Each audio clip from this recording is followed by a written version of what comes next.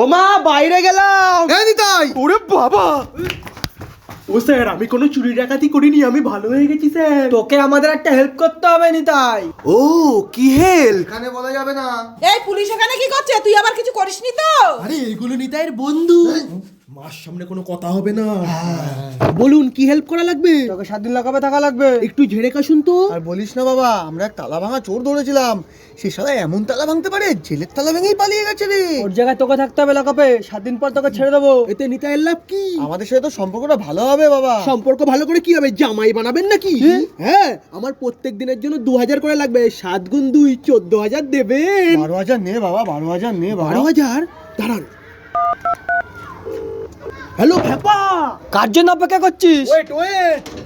এনে নি তাই যা যা বলেছিস তাই তাই নিয়ে এসেছি। মিটিং মাই ফ্রেন্ড খেপা, ও আমার সাথে 7 দিন জেলে থাকবে। আর আপনারা এতে একটা সই করে দিন। Stamp paper?